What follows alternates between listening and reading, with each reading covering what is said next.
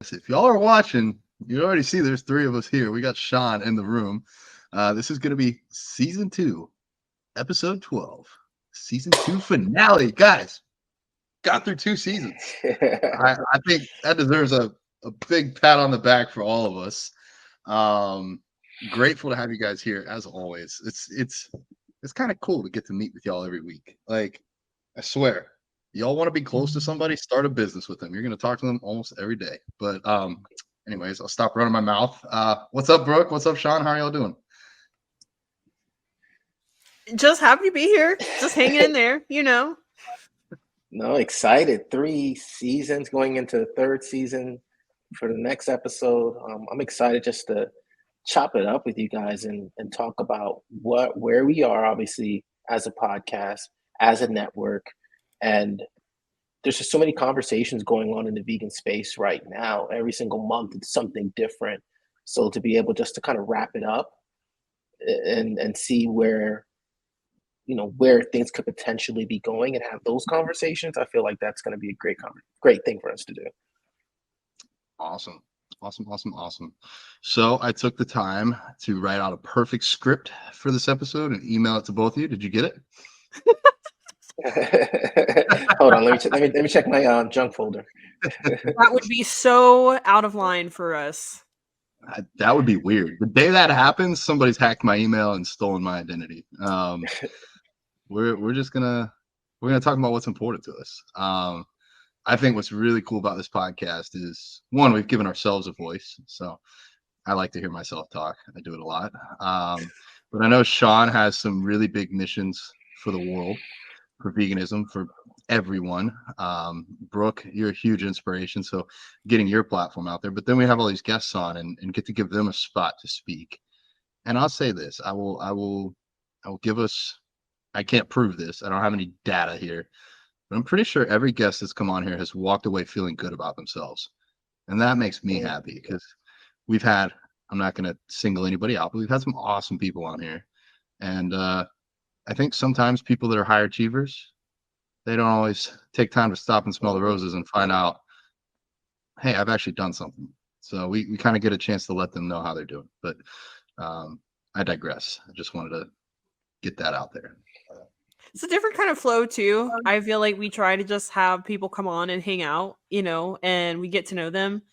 It would be like if we all just met up and got coffee together versus like, we're going to come on and interview you like it's CNN or something. Sometimes I feel like that when I go on podcasts, it's like I get kind of nervous and I have a little bit of anxiety, but I feel like we kind of bring just like a chill atmosphere. Like it's just fun. It's just people hanging out, which I've really enjoyed.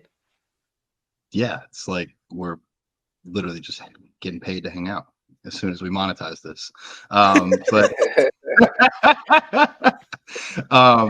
you go on a podcast sometimes. Okay, question 1, question 2, question 3, and it's almost like you're being interrogated, not interviewed. So I like it like this. So Sean, tell us how it's been for you, man. Two seasons in the back room, having to watch us talk and not being able to tell us to shut up. How's that been? I don't even know what that's like, to be honest. No, it's great because it's like it's the ultimate way to listen to a podcast. Being able to, that private chat is everything. So kind of insert myself into the episode every once in a while with a comment. And I feel one of the things as a producer behind the scenes is we want to bring that experience to our community as well. So we're working on a few things for the podcast in season 3. One of them being, and I guess this is an announcement, a major announcement, and future episodes, we're going to be answering listener questions.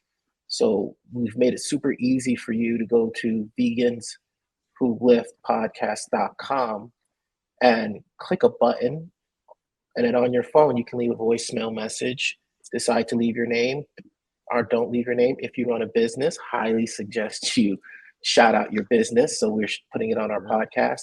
And then Brooke and John will answer the questions right on the podcast. So that's something we want to bring to every single episode, as well as launching communities. And I'll talk a little bit more about this in a bit, because I know we do want to do our wins. I'll talk about what the community was going to look like.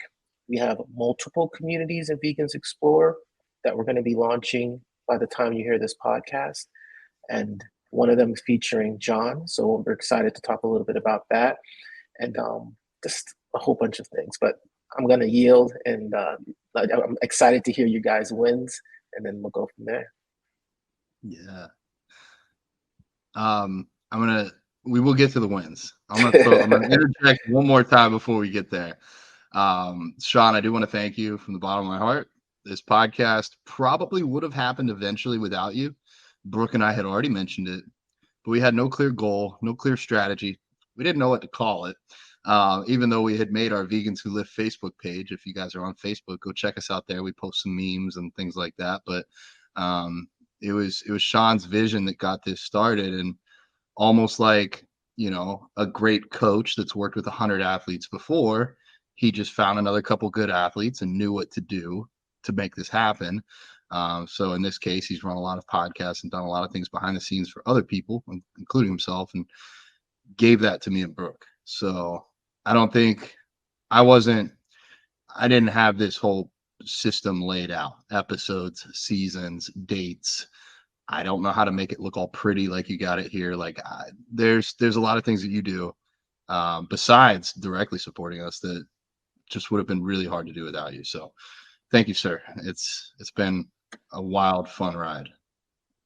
And I want to, first of all, I receive all of that and I appreciate that. And what I also want to say about the two of you is I have never had clients like you guys before.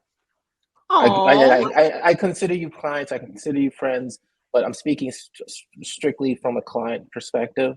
And what I mean by that is I've never seen two individuals outside of myself. I've never seen two other individuals work so hard for what they love.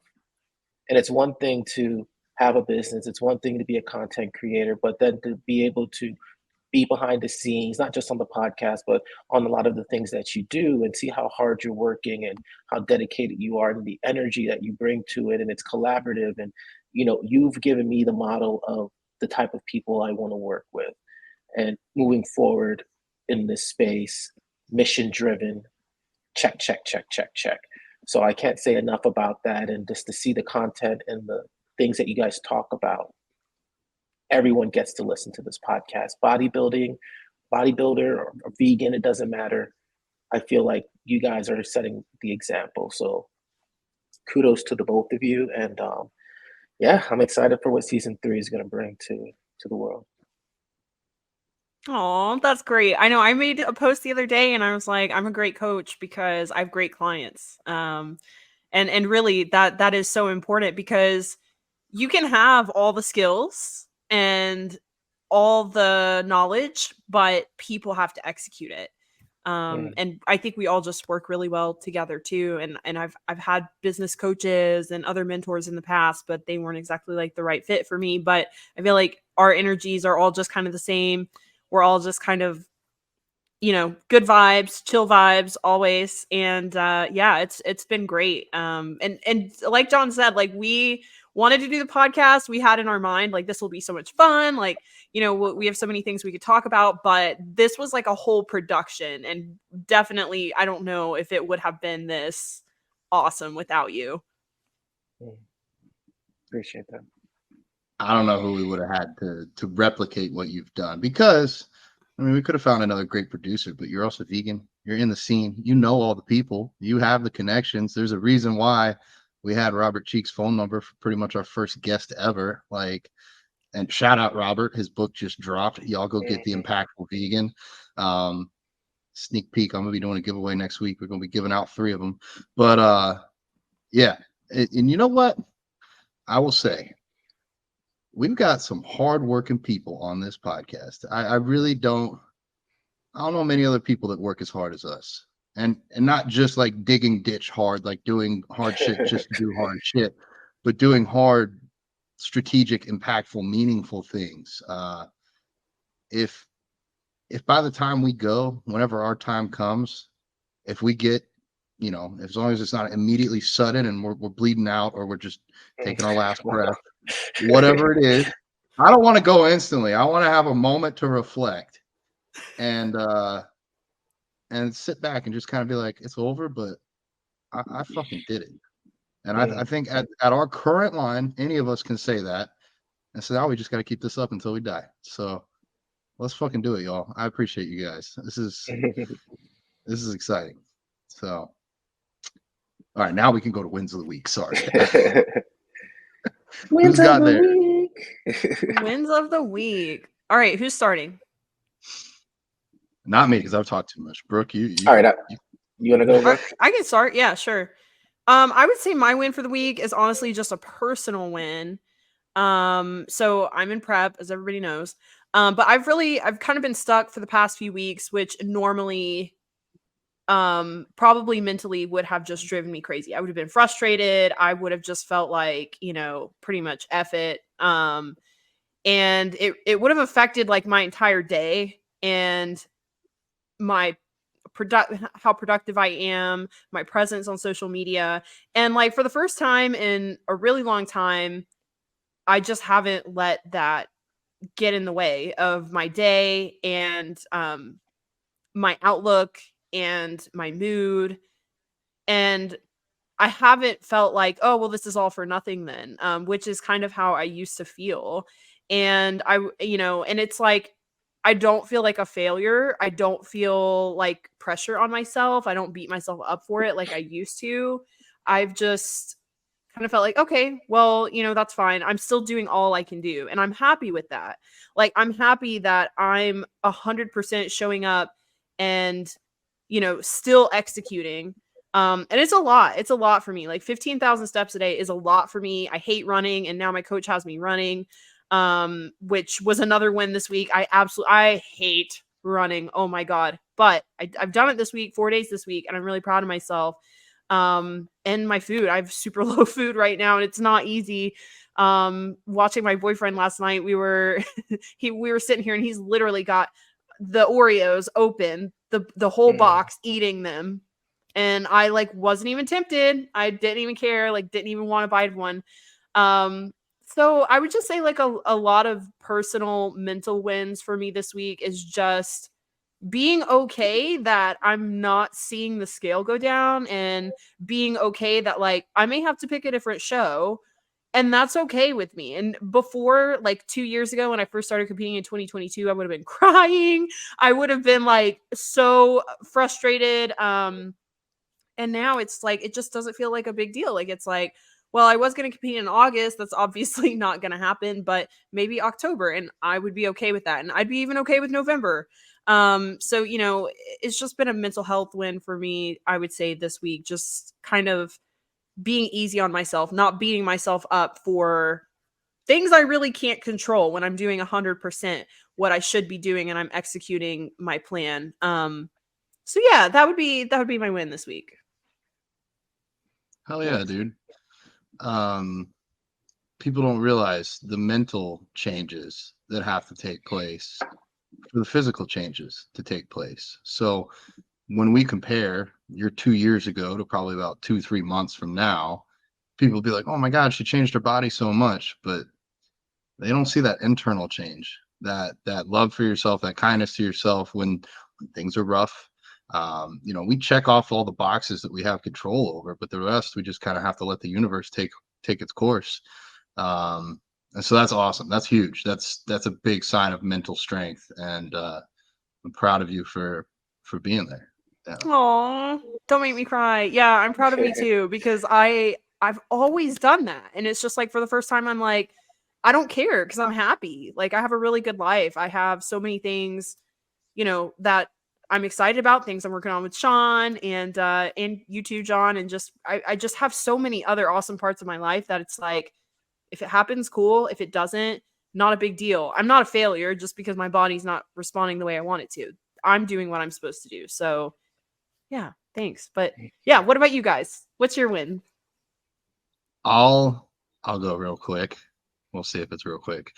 I'm viewing myself, the bodybuilding vegan, like my ego, not John Thomas, but the public side of me, as more of a business now and less of an individual. And so mostly that means I'm getting help. maybe not the kind of like mental or psychological help that I need, but I'm getting physical help from multiple people. I have brought a few more people onto my team. So what that basically means is I have some people helping me create content. I don't spend as much time editing stuff. I relate to you, Brooke. I love editing. I love being funny with videos. It's just one more thing on the list. And a lot of people can edit, but not everybody can coach vegan bodybuilders. So it's like I should double down on the things I'm good at. Working behind the scenes, I finally got my butt kicked into gear with Sean. We'll talk a little bit more about what that means coming up here, but basically creating ways to put myself in more places at once. Having kind of like the J3 University style course where intermediate to advanced vegan or non-vegan lifters can go and learn about nutrition, learn about training, get some footage and clips from me directly. And that can service a lot of people all at once, whereas my coaching is mostly one-on-one. So that's cool. Gotten a couple people to help me with like outreach and some minor things on Instagram, helping promote the podcast, things like that. And then also, I just got this in the mail the other day. I don't know if you can see it because my microphone's in the way, but I it says saw it. I thought vegan, that was funny. vegan motherfucker. And I reached out to the guy that sent it to me, and he's like, "Hey man, I want to make shirts for you." And I was like, "All right, I'm game. Like, you already sent me a cool one. Let's see what we can do." And I said, "You know what I really need though, because I can make shirts. I have connections there. What I want are some vegan booty shorts." And it's literally like kind of like girls like running shorts that say vegan booty across the back. And like, I'm going to wear that to the gym and set some PRs in it. And I know male or female, they're going to look. Guys are going to send it to their girlfriends. Girlfriends and girls are just going to buy them. So, and I'm still going to donate everything to animal charities. But like, I'm excited to have vegan booty shorts. So we got that in the works. Anyway, it's just another way to promote. Like, we all get the opportunity to be a vegan billboard. Not everybody has to get the head tattoo, but everybody can wear the shirt or the vegan booty shorts. So y'all stay tuned on that. I'll have those out here shortly. I'll send you a pair, Brooke. You'll be taken care of. Sean, we're gonna have to see if we can do one size too. Nice. And that's my multiple wins for the week, and I'll defer to Sean. Nice. Yeah, so as far as my wins, I guess my big win is just getting to be where I am right now. I'm currently in Los Angeles, one of my favorite places in the world. I feel like the energy out here for what I'm up to is perfect. I don't know what it is. I don't know if it's the desert. I don't know if it's this part of the world, the frequency, but I feel I'm where I need to be, and it doesn't need to be forever. So I'm getting a lot done out here, especially for Vegans Explore, which I'm going to talk about a little bit after the wins. Also in relation to some of the stuff John mentioned in terms of seeing yourself as a business. I feel like I want to dig a little bit deeper into that conversation, the good and the bad part about that, especially for people who may be going through that journey themselves, because there's a lot that I'm learning in that aspect. And I guess that's another win. I feel like every day, different things that are happening that I might have looked at as being like a bad situation or something negative, I'm starting to see the gifts in it.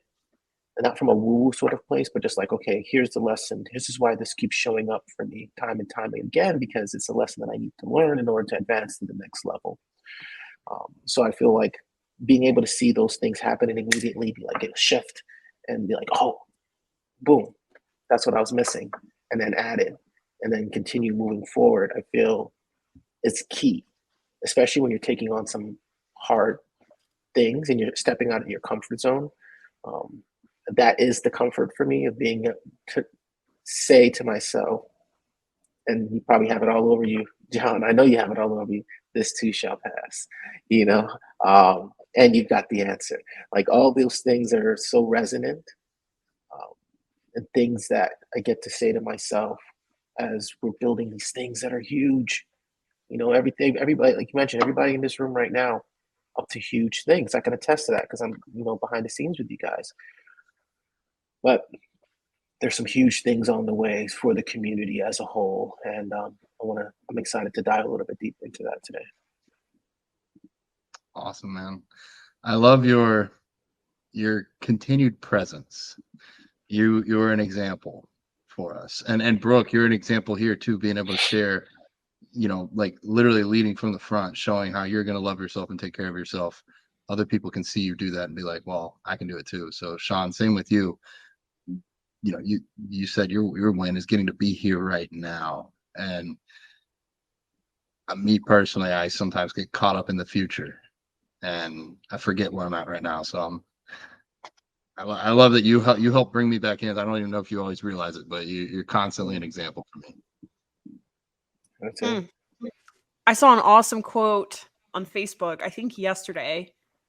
And it was, hold on, I have it saved. Give me 1 second. It's, remember when you wanted what you currently have. So freaking good. I saved it because I was like, I'm going to make this my wallpaper. Yeah. It's a good reminder. Yeah. Time goes by so quickly. It's like you forget when you were like, yeah, I think I saw your post. I saw it today or yesterday. And it was like, oh, I remember when, I'm not going to say the amount, but I remember when I was making a certain amount and I'm like, oh, I can't wait. I can't even imagine what it'd be like to make this. And it's like, I far surpassed that. And it's just like, hold on, let me smell the roses a little bit. I'm making advances as a professional. But the thing they don't teach you or tell you is that it's never like, all right, I'm satisfied.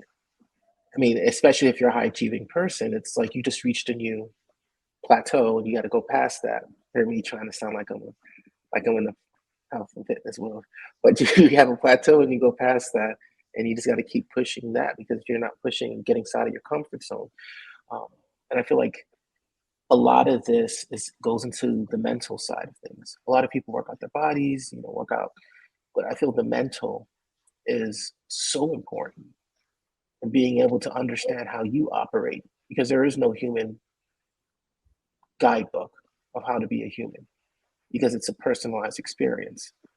But what you can do is you can get to know yourself and use the tools to know yourself. And I feel like me being able to have done that has allowed me to, even now I'm learning something new. Like 2 to 3 days ago, I decided a new way of kind of seeing the world, and that's to boldly declare who I am to the world. And I'm boldly declaring to everybody listening right now who I am. And after I do that, I'll explain why I do that.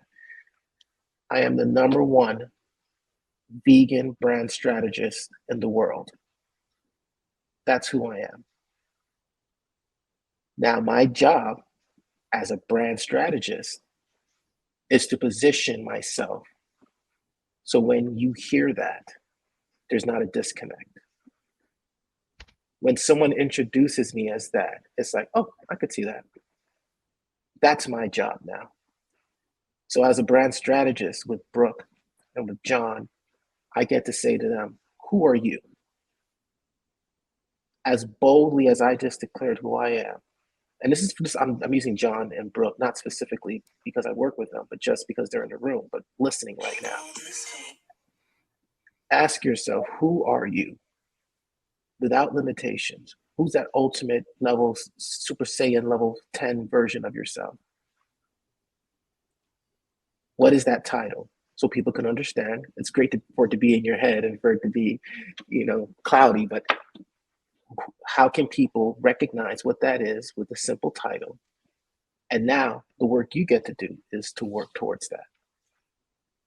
And I feel like if that, to me, I brought that up because I just kind of crystallized that for myself. And it's now like, okay, what is that? Who is that? First of all, who is that right now in terms of my title? I don't know. So that immediately tells me there's a huge opportunity there for me to take that space and for me to always work towards that goal. And then ask the other question, why is that important? And that to me shows the intention. I'm not just doing it because I think I'm better than other people out there. I'm doing it because in order for us to execute the things that we're doing with Vegans Explore in terms of building a global vegan community, I get to step into that role. Because my job now is to pull in all the vegan businesses, every single vegan business, every nonprofit, every community leader, and provide them with the foundation, the resources, the access, the network that they can do their jobs easily. And in order for me to do that on a global level, I need to be the best at it. And that's always going to be work that I get to do. It's never going to end. So that's just something I wanted to get off my head. Well, you certainly helped me make my life easier. It's like I just know I can come to you with an idea. I'm not going to leak my idea yet because I really am excited about this one and I want it to be a big surprise, but I had an idea that I've wanted to create for several years. And I just immediately like, oh, well, Sean is going to know exactly what to do with this. So I'll just wait for our next call and ask him, what his thoughts are. And we literally created a game plan. So it's very helpful as a business owner having you to bounce ideas off of, and you have the resources. So if it's like, hey, I want to add this to my website. So that's a great example that I can actually talk about. I wanted to add a different way of checking in for my clients because my check-ins suck and they are so time consuming, people having to like copy and paste their check-ins. So I wanted just a really easy, nice online form and be able to collect and save that data. And I'm like, Sean would know exactly how to do this. And it makes my life easy because before I would have had to go on Upwork. I would have had to go hire someone on there, like vet them, look at their previous work. I've hired people before. I haven't been super satisfied with the job they've done. And then it's like all that back and forth. Whereas like, I just pretty much give you my idea. You work with your team and then you deliver it. And it's so easy. So yeah, I mean, I definitely feel like, this will be great, especially because you're vegan too, and your team is supporting the vegan plant-based movement, and really that's what we need. And I like that we all kind of support each other. Like if you want, so like having a vegan brand manager to me, like you, is just it's just so much better. One, the community, how to market to the vegan community. It's just different versus somebody from the outside. So yeah, just another way that we can all continue supporting each other and helping each other, because we need more than just vegan athletes. We need more. We need vegan brand managers. We need vegan book publishers. We need vegan software developers. We need vegan graphic design artists. We need all of these people. And if we all work together, the possibilities are endless and we can all be successful. Couldn't have said it better ourselves. I agree 100%. I want to say that vulnerability is strength. And what you just demonstrated, Sean, like giving yourself that title and then saying, this is the work I'm going to have to do to actually make everybody in the world know it. That's scary. Like I'm sitting here trying to think of my title while you're talking. And I'm like, I don't know. I'm scared to say something. Scared to maybe fall short of like where I actually want to be. So I like this. It's the mindset. This is the right mindset that you need to have to change the world. So John, your title is going to be the #1 vegan prep coach in the world. Oh wow. I think I could work towards that. Yeah. Especially I'll take that title pretty much right now for enhanced lifters. I know there are a good number of other vegan prep coaches out there for the natural guys, but not so many for the enhanced lifters. That's a big title. That's a big title. And I sincerely appreciate you saying that. I kind of built up my ego a little bit. If I was forced to pick a title, at least where my heart wants to be, I'd want to be the most influential vegan. Simply because not for me, I don't care about me. I want to bring more kindness to the world. I want to end factory farming. I want there to be a future, not just for the human species, but for other species. And I'm not going to lie, I don't know what it is. I'm going to go off on a tangent here. I hope that's okay. I know I talk a lot. Go for it.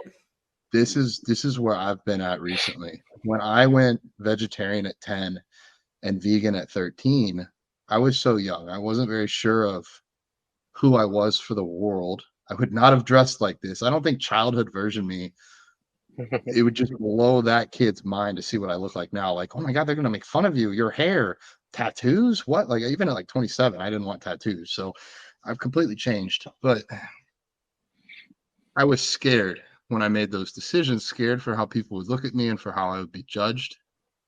And I think a lot of people, when they first go vegan, they're angry, at least when they are ethically vegan. Um, they're angry that this is happening. They're angry that they discovered it. They're angry that they were lied to, that these animals have wonderful lives out on a peaceful farm before they're humanely slaughtered. How do you humanely slaughter your mom? I don't know. Like, there's no way to humanely slaughter anything, but what's going on right now is nothing short of just torture. And I never got angry for a long time. I just kind of was scared. I didn't want people to know. I felt like I was doing my part. Recently, I've been kind of leaning into that anger. I am angry that this is happening. I'm angry that we have social media. This isn't the 40s or the 50s. There were people going vegan back in the 40s after the Holocaust because they got to see what it was like to be inside a cattle car. And they're like, that was horrible for me. I would never do that to another being, human or otherwise. But that was all before social media. Now we have the info. We know what this is like, and it makes me angry. And to the point where I'm starting to have some like mental days where I'm just getting frustrated. Like, why are we not changing faster? Why is this still happening? Why don't people care?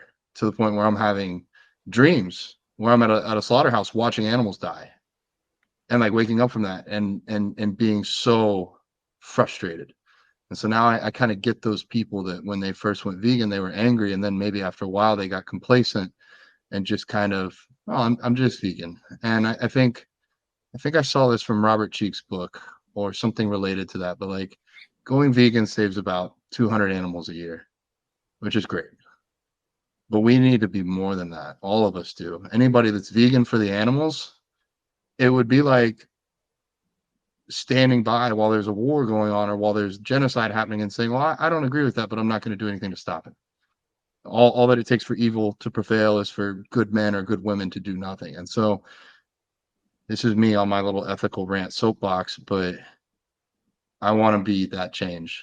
I want to do anything I can before I die to swing the needle in the right direction. And so when I say I want to be influential as a vegan, it's not like I want to make money from it, or I don't want big things for myself. I want more kindness out in the world. And so I don't even know how I got down this track, but it's just been something that's been keeping me up at night sometimes lately. And I'm grateful to be around people like you that are making a difference. And to encourage anybody listening to this, I was a scared kid for a long time, but I also had that power. I just didn't know it. I hadn't flexed those muscles yet, not the physical ones, but the activist ones. And that's really what I feel this year I've leaned into, and it's the most it's ever felt like me in my whole life at 31.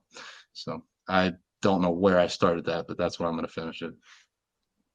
Yeah, it's tough. I was definitely angry when I first went vegan.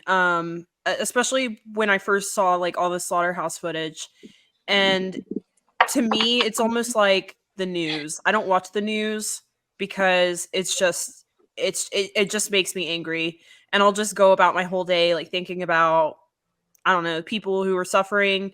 Like, as bad as this is, all the stuff that's going on in Gaza and Israel, I had to turn myself off to it because what can I do about it? I can't do anything about it. Politics, I used to be super into politics and what the Republicans were doing, what the Democrats were doing, and all of the parties and whatever. And it's just like, it would just cause me so much stress. It would cause me so much anxiety. And like, truly, what can I do about it? Really, not much. And it's like, you just have to focus on one of my favorite things, one of my favorite quotes, and it kind of applies to bodybuilding. That's actually where it came from. But control the controllables. I'm sure you guys have heard that one. And it's like the same thing with veganism, because I feel like the reality is nobody's going to go vegan overnight. It's going to be a long process.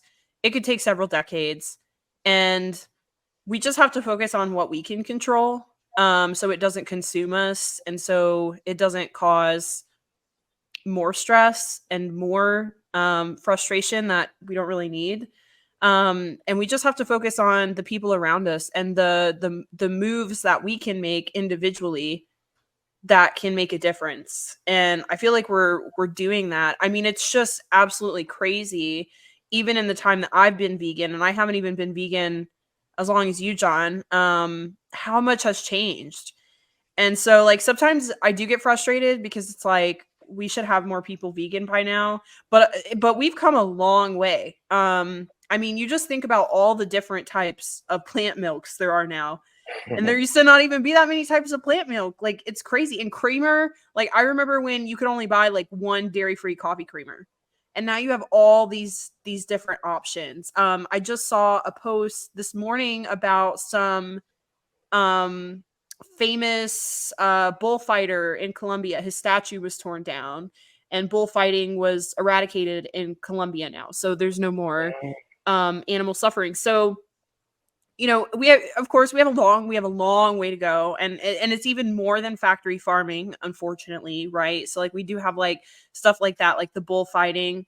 God, I mean, what people are doing with animals. Like, I saw a terrible post yesterday on Facebook about dog fighting, and just all sorts of different animal suffering in the world. But I do feel like we've come a long way, and it's just all about like perspective sometimes.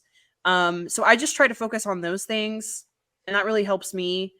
And I mean, really, we're doing a lot. I mean, between the three of us, like, holy shit. I mean, we're doing a lot for the vegan movement. I mean, you just think about all the people that listen to the podcast, who have worked with us one-on-one, these coaches that we've just put out through the academy, the people they will work with, our YouTubes, our Reddit posts. I mean, and we've been doing this for years now. So, I mean, it's limitless. We have no idea how many people we've impacted. So, and that's just in a few years, and we're going to be doing this the rest of our lives. You won't see us ex-vegans, that's for sure. Yeah, I mean, I'm gonna make a change. You know, for once in my life, I'm gonna feel real good. I'm gonna make a difference. I'm gonna make it right. Unless I was just doing a callback from the last season where I said Whitney Houston lyrics, tied to what I was talking about. That was "Mad in the Mirror" by Michael Jackson. But honestly, that's how I feel. I feel like everything that we're talking about. Here's how I look at it, and I've thought about this for a while, for maybe a few years now. The way that I get to make a difference is I start with myself. I do the work on myself. I get clear on where I'm coming from, because a lot of times when we see it in the vegan movement, people want to make a difference. They want to communicate how they feel, but instead of communicating change or communicating a positive, making a positive difference, they're communicating their anger, they're communicating their trauma, and that is unenrolling people into what they want to create. And I feel like once you do the work on yourself and you can heal some of that stuff, because a lot of that is even having to do with the animals. A lot of that is traumas from other things that that's been programmed into us at an adolescent age, and it's being manifested through what they're feeling for the animals. So true. And it's, in order to get to a place like that, you need to do the work. And however you do that, your therapist, that's the most conventional way of doing it, but there's other ways of doing it. And once you're aware of that, then you have the ability to then, the next level. It's like you're looking at this as a circle. It starts with you. The next ring outside of that would be your inner circle, your family, your friends, the people you spend the most time with, making a difference in their lives, supporting them, being a voice, being a sounding board, whatever you can do to make sure that they're good. Because guess what? If they're not good, it's going to quickly bring you back to a space where you're not good, because those are people you care the most about. So once you're able to control your circle and have people be in a great position, then you can move out to the community that's around you and then start making an impact there. Because if your community's suffering, you're going to see that on a day-to-day basis. Then that's going to make it hard for you to be able to support the next ring, which is the world outside of your community. And I feel like being able to be that magnet or being that gravitational force that pushes out this higher vibration and pushes out these new thoughts, the piece that's not discussed enough is the communication. And I talk about Vegans Explore being about marketing and being about, helping businesses figure out how to share their message, but really it's all about effective communication. It's, as an activist, how you get your message across so that way it lands with somebody. As a business owner, how do you promote your business in all types of times? It's easy to promote your business when things are going great and there's a boom, but what about when we're in the middle of a pandemic and people are locked inside of their house? Do you have a plan for that? And I feel like there's people out there that are doing it well. But are their stories being told? Can people get access to that information? And then learning from those, how do you create a plan that other people can adopt? Because no matter what you're doing, you're a bodybuilder, you're a fitness expert, you're an animal rights activist, the thing that we all have in common is we're running a business, we're running an organization, nonprofit, for-profit, whatever. The business is a collection of systems and processes that you can duplicate over time. I make that definition up. It sounds right to me.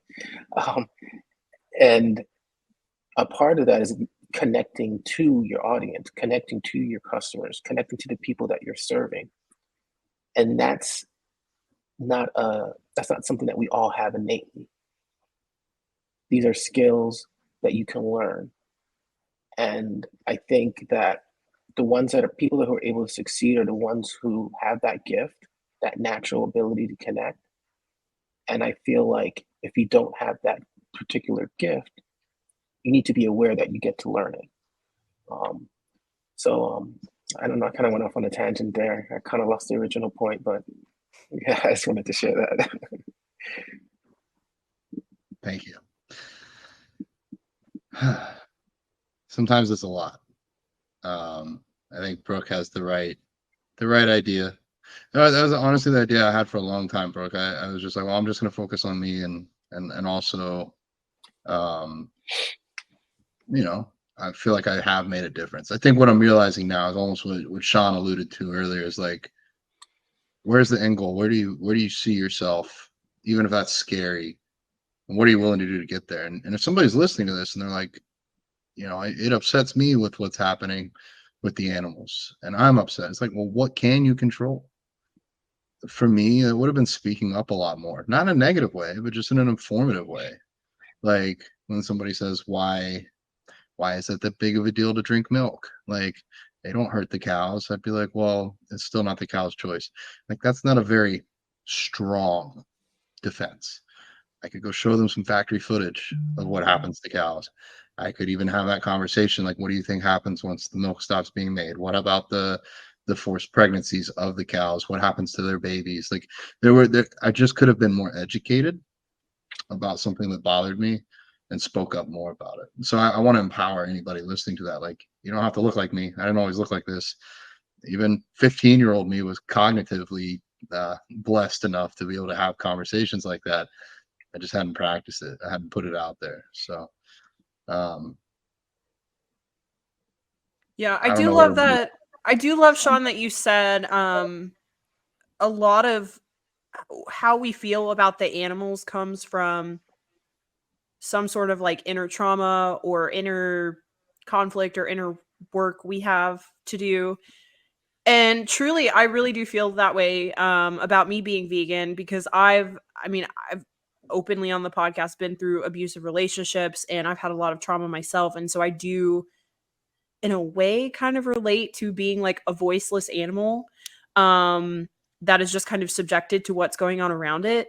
But I thought that was really insightful to think of it that way, that a lot of vegans probably resonate with the animals because of things that they've been through. But then also, like you're saying, that communication is huge. So your trauma is always valid, but like it's not an excuse to not be able to communicate with people properly.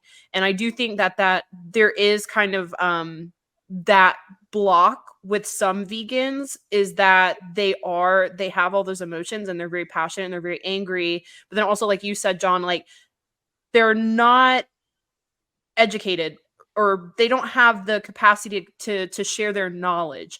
And maybe it is maybe they are educated and maybe they have all the knowledge, but like you said, Sean, they don't know how to communicate that. They don't know how to communicate that where somebody can digest it without feeling judged, without feeling pressured, but instead feel enlightened and, you know, feel like they have a new insight and a new perspective.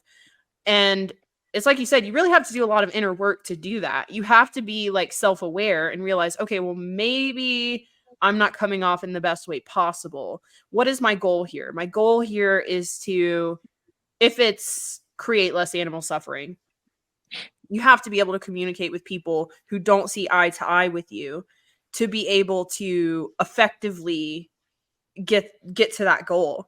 And you see that with politics all the time. Like, again, politics, you know, all these people have different points of view, and we've almost created this atmosphere now where it's like, if you're this one, you're bad.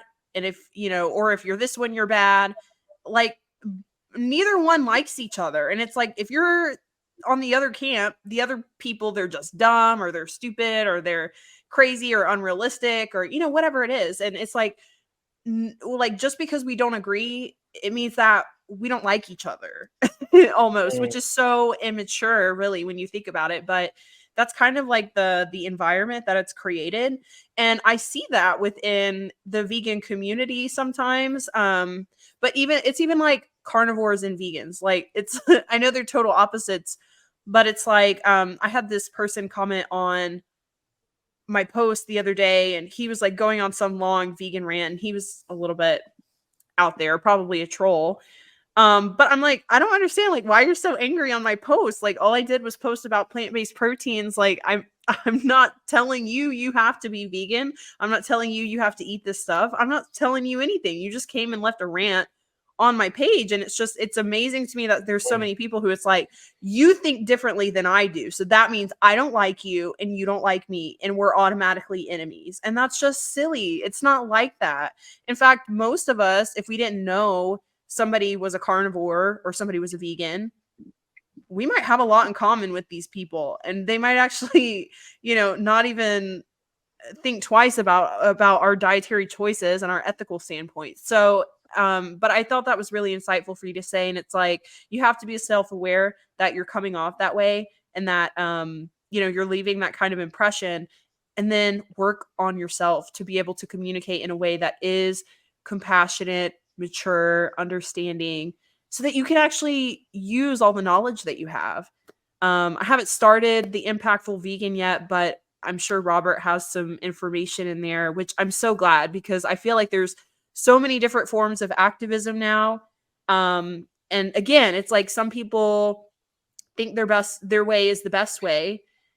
And it'll be interesting to actually read the data and see what is the best way. But yeah, I think being able to communicate is the key when it comes to transitioning people, for sure. Agree. Yeah. So, so how much time do we have left in the show? Oh, we got 15. Okay. I guess I'll talk a little bit about kind of what's next with the Vegans Explore Network, because the Vegans Who Lift podcast is part of this bigger network of podcasts that include the SoFlo Vegans podcast, which initially started off, we're at over 100 episodes with that, but it's taken a long hiatus. But we're going to be bringing it back, rehashing some of the past episodes. We have episodes. We actually kicked off the podcast with Earthling Ed. Our second guest was Ingrid Newkirk, who's the co-founder of PETA. So we'll be remixing some of those podcasts and launching it in our next season for a lot of people who never heard the episodes before. A lot of great content to motivate you, to get you going. But then the season after that will be focusing mainly on leaders and prominent vegans in the South Florida area, which are who have lived or come from, which there are a lot of them. People like Tori Washington, Badass Vegan, Dr. Michael Clapper, all these individuals have had some sort of connection with South Florida. So there's plenty of guests to have on there.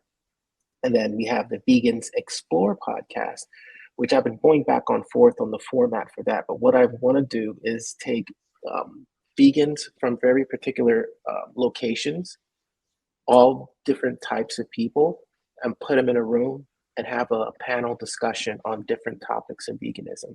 So you get different perspectives, you get to learn a little bit about each of them, and I'm excited about that platform. And then we have the Pre-Vegans podcast, which are going to be short daily episodes sharing the vegan origin stories of a lot of people that we've had on the podcast or that we would like to have. So it'll be good source of inspiration for people who want to start their journey, but maybe don't know what to do or how to do it. We'll also be answering questions that you have about starting your vegan journey, or you might even be a seasoned vegan like, I'd say seasoned vegan, a seasoned vegan like John, who maybe just needs some support on how to talk to their family members, how to, push them over that edge, or to speak to people what they work with, to let them know about their veganism. So there'll be a lot of tips and stuff for that. So obviously you have the Vegans Who Live podcast, so we'll be going into season 3. So we'll have all of this amazing content for you, as well as the soft launch by the time you're listening to this of Vegans Explore. So there'll be more information put out there about what we are, how you can support, because we're a nonprofit organization. Every penny that we make goes back into supporting the vegan community. And we're going to be in cities all over the world. Our goal is to be in 200 cities. I think I said it for the first time on this podcast last season. We're going to be in 200 cities by the end of 2025. And that's one of the main reasons I'm in LA right now. This is the headquarters, if you want to say it, for the United States of America, for the vegan community. And, if we can make a dent here, I know that we can make an impact everywhere. And I'm so excited to see where this is going to go. And you definitely will be hearing more about it in the weeks to come. Can't wait. Super excited. Yeah. We've got a couple of projects we're working on, and we're very excited. Were you the season finale of last season as well, Sean? Yes, Yeah. I was. I think we've created a trend. We're just gonna have to keep this going.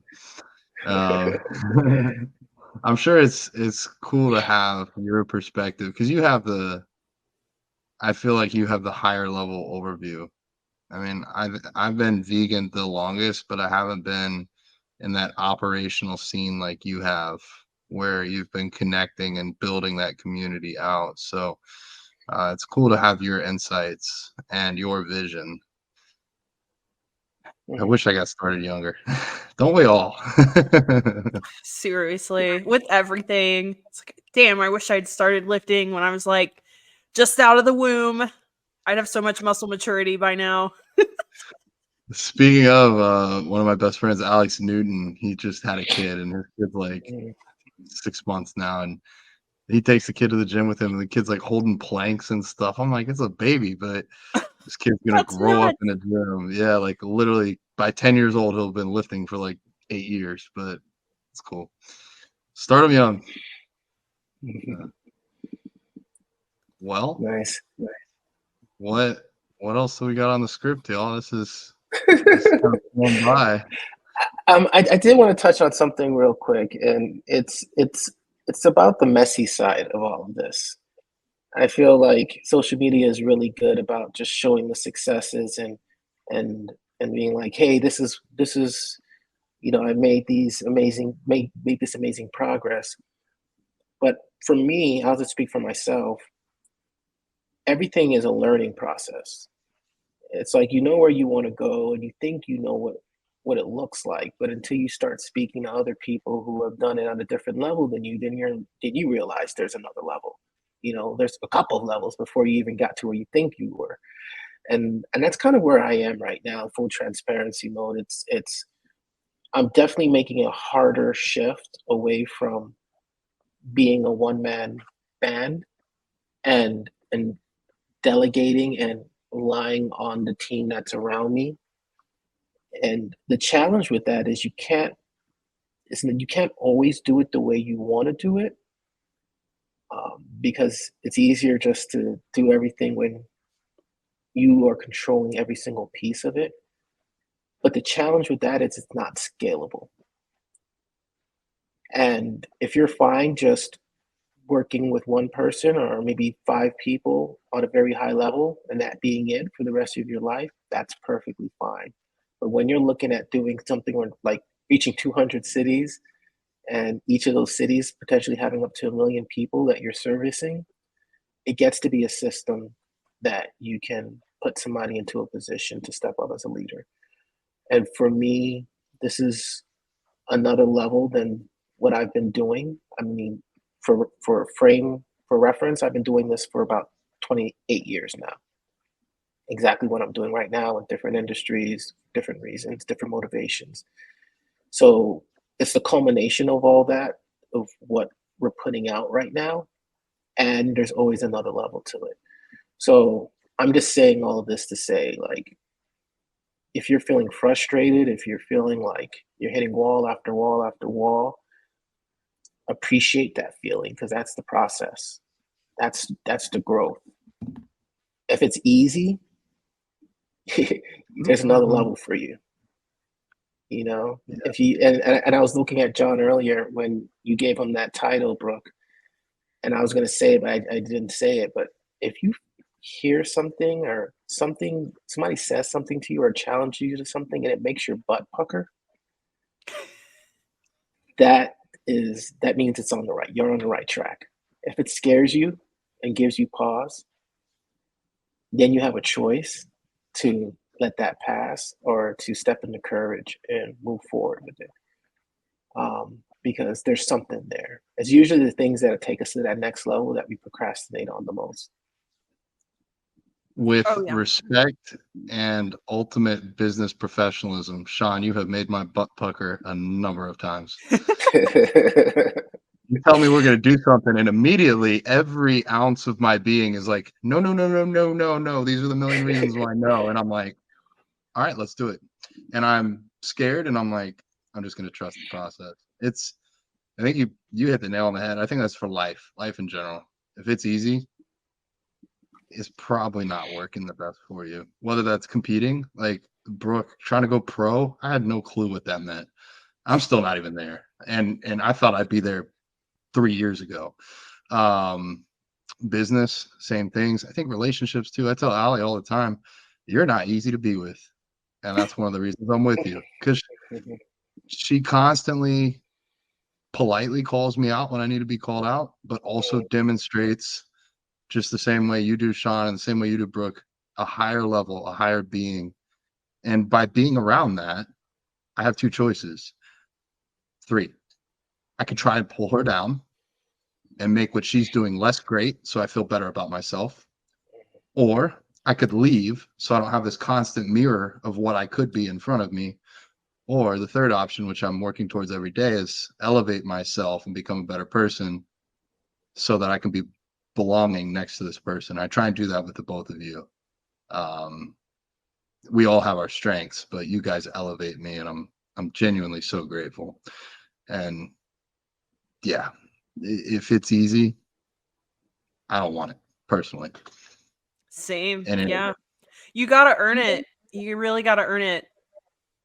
yeah, I think about that a lot, actually. Like, if somebody gave me a pro card tomorrow, I'd be like, did I really work for this? Like, does it matter anymore? Like, Yeah. I was just thinking about that in the car yesterday, because I remember in 2022 my coach wanted me to go to nationals, and I was like, God, I'm so glad I did not do that, because honestly, I didn't deserve it. Like, after the year that I've had and how much I've had to fight this time, I'm like, no. Like, I thought I worked hard and I thought I deserved it then, but I didn't. So yeah, I am like, it's exactly like you said. It just means more. It just means so much more when you've worked so hard for it and you've put your heart and your soul into it. And yeah, if it's too easy, you gotta take that shit to the next level. And what I want to add to this conversation really quick is, with all that being said, how do you get past that? Because it's hard. And John laid it out perfectly. The three options you have when you are faced with those things. And for me, a big part of it is understanding who you are and reminding yourself of that. Okay, this is hard. And I'm the number one vegan brand strategist in the world. Would that person let this stop them? And I guess another way for me to frame that would be your why, which a callback from the last episode, well, 2 episodes ago. And like using that why to bring you back to center. Like, okay, this is what I'm up to. This is why it's important. Let me push through. So that's one thing. The next thing is, how does that look? You know, you have your why, but it's still hard. What's helped for me, and you guys talk about it all the time, and you guys are an example of this. Find a coach, find a mentor, find someone who's gone through this. They are your guide. It's like being in a field full of landmines, and you need to get to the other side. You have choices. You can walk through it very carefully, not knowing where the landmines are, potentially get blown up. You can really try to figure out, okay, well, I see a little dark patch here, so they must have walked there, and really put some thought into it, and maybe still step on the landmine. Or you can find somebody who laid the landmines, and they could tell you exactly where to go. Or you could find somebody who's a landmine expert who could tell you exactly what to do. Another option is you can jump into a plane and completely bypass the landmines. There's a lot of options, which the idea of the whole point of what I'm saying is you get to be strategic. If you're out of options, then guess what? Find somebody that has more options. And that's what a consultant is. You don't have to hire them forever. And to find the right consultant, you may just need to save up a little bit.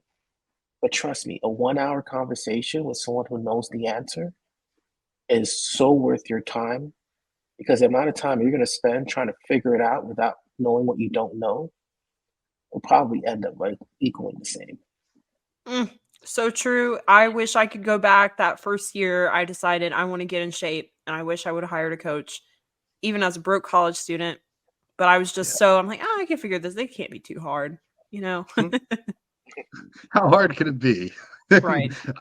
I have a Google degree. Sean, I was thinking helicopter, but plane would work too. I was like, I already got the next level. I already know I'm build a helicopter to get away from these damn landmines. But you're so right. And I just booked a half-hour call with someone who was looking to go plant-based. They had never heard of TVP.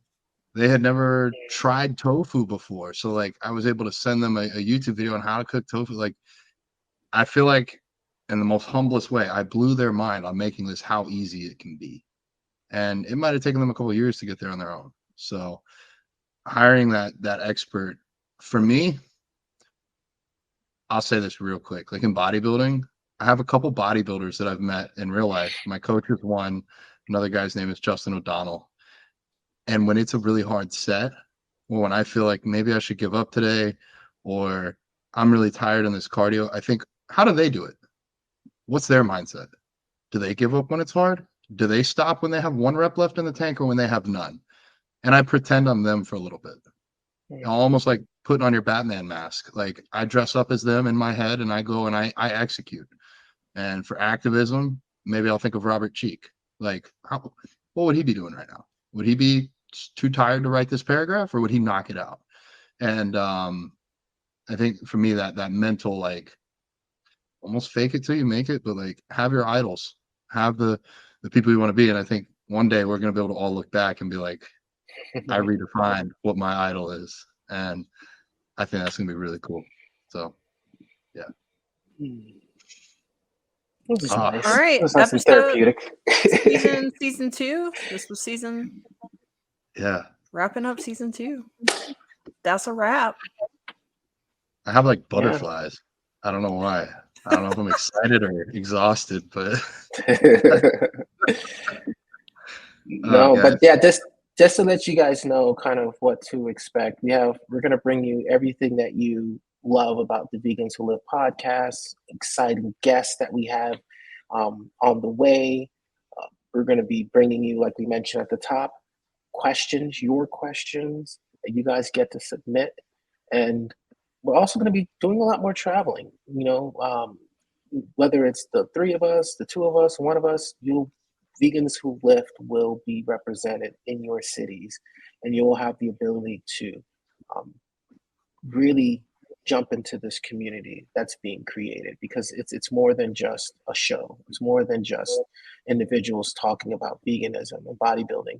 It's a community. It's a movement of people who are looking to make a change, looking to make a difference, and we're using the hybrid of vegan and bodybuilding as a way to connect with you guys. So we appreciate you listening. We appreciate your support. If you listen to all the episodes and you haven't left a review yet, definitely do that on any of the platforms that you listen to. If you listen on Spotify, you listen on Google, why can't I say Apple? If you listen on Apple, just leave a review, because what it does, when people are looking for a podcast to look for and invest their time in, a lot of times they go to the reviews to see what people are saying. So your review will make a difference. So if that's the one thing you do, definitely leave a review so it can support this podcast. And then share if you like the episode. Don't hear all this. Don't share if you don't like the episode. But if you do like the episode, share it. That way, I'm not asking you to share things you don't want to share. You also created multiple names for us. We have the Vegans Who Lift movement, because we lift weights, we lift emotions, we lift spirits, and we get out and we get movement. But this is a movement, and we're going to change the world with it. So thank you guys for your support. We wouldn't be here without a whole lot of people supporting us. There'd be no reason to do this if we didn't have a whole lot of y'all listening and sharing and supporting. So keep it up. Y'all keep doing it on your end, and until I'm old and my hair is white, I'm gonna keep doing it on mine. So Sean, Brooke, I love you both. This is best 2 seasons of any podcast I've done to date. Likewise. All right. I guess So who gets the honors of closing it out? nose goes. Oh, Sean. Sean, give us a good one. All right. So everybody, thank you so much for listening to the Vegans Who Live podcast with your host, John Thomas, the Bodybuilding Vegan, and Brooke Sellers, Miss Meatless Muscle. I'm Sean Russell, founder of Vegans Explore, and we look forward to having you join us next week on the Vegans Who Live podcast. And make sure you send this to Alex's Goats. See you guys next time.